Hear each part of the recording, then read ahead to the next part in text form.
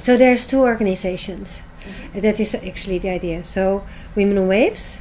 The work is really to create awareness about medical abortion, about abortion in general, about the violation of women's rights that are the consequence of illegal and unsafe abortions. And the work that it started, that's why it's called Women on Waves. It started with a ship, a Dutch ship that goes to countries where abortion is illegal, and there women can go on board and get a medical abortion in international waters where it's Dutch law, and then we sail back. And so as a result of that was the first campaigns that we did, and we sailed to Ireland and Poland and Portugal and Spain and Morocco. And it still exists. The last campaign that we did was with a drone. We had the abortion drone that was flying pills from Germany, abortion pills from Germany to Poland, because in Poland medical abortion is not available. Abortion is very restricted. And so the idea behind that is that it creates visibility of, the reality of abortion, that women have abortions, that they need it. And also that it's an action to break the taboo, and also to create awareness about medical abortion. Because we think that no matter what the laws are in the countries, the moment that women know that they can have an abortion with pills, they're okay, because you can find them anywhere, whether it's through the internet or you can buy it in local pharmacies sometimes. But women didn't know about that. And the abortion pill has changed the reality of abortion dramatically. So before it existed, which is now for 20 years, women were dependent on doctors that knew what to do, and even in an illegal context. And these doctors were very expensive, or they were not willing to provide it. And with the abortion pill, it's very similar to a miscarriage. So women can take the medicines themselves, have a miscarriage in their own environment. And so it's really empowering. It's really giving women again the power over their own lives, and they can take their own lives in their own hands again. Women on Web was founded after Women on Wave started getting all these emails from women all over the world. When is the ship going to be here? I need an abortion.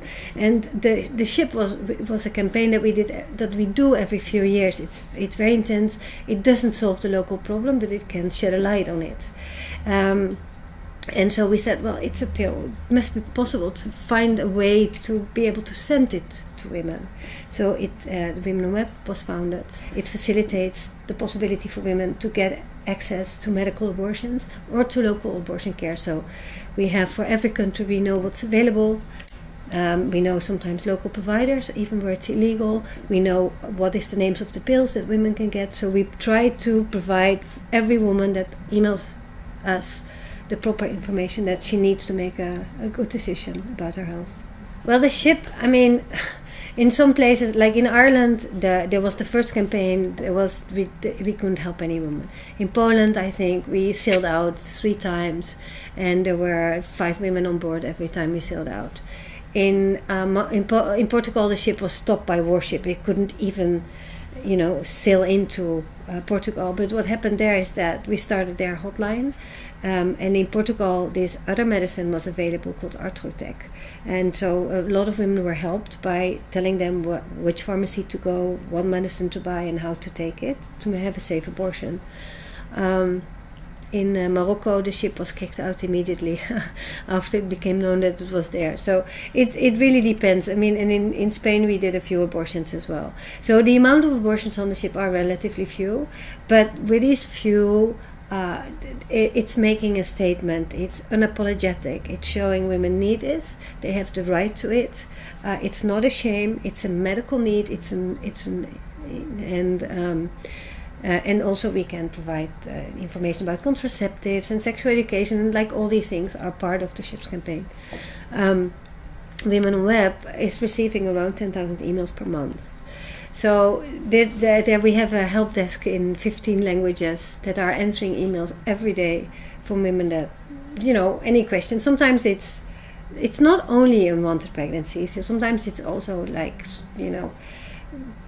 people that are afraid to be pregnant. They say, oh, but the boy, he fumbled me, and I don't know, can I have become pregnant? Because in a lot of places there's no sexual education either. And so we try to help women in their own language to get as well informed as they can. And some of the women, they really need an abortion, and then we make sure that they can access one. Women on Waves actually is very small because it's really the actions. There's not a large overhead of programs that need to maintain. We do campaigns and programs, and then we look for people that are temporarily participating in that. Women on Web has a help desk staff in all these languages, and that is funded by donations. So some of the donations come from women that are asking for the help, because then the service asks for a donation, but the women that cannot give a donation, they get the service for free. So that's about 20%.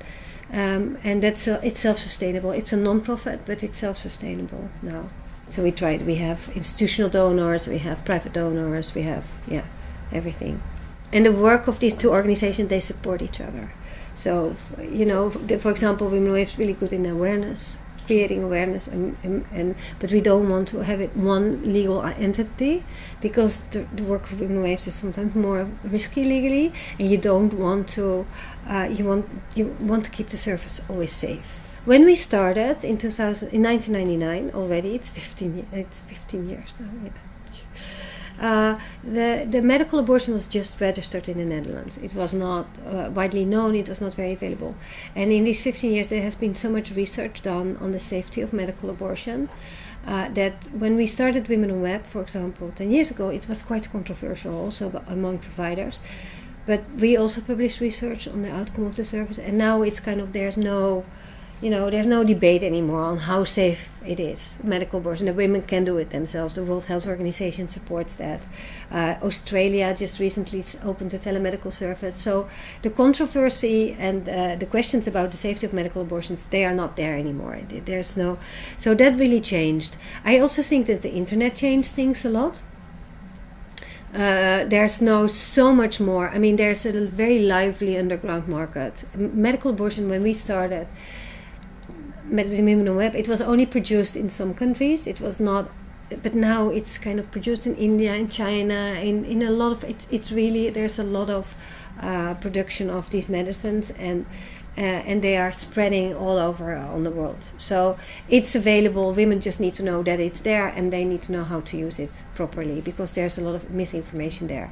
And I think we really helped also to create that awareness. So another work that we did is we supported local organizations to open safe abortion hotlines, where women can call and they get information on how to use these medicines to do a safe abortion. And when we started that, the first time was in 2008 in Ecuador.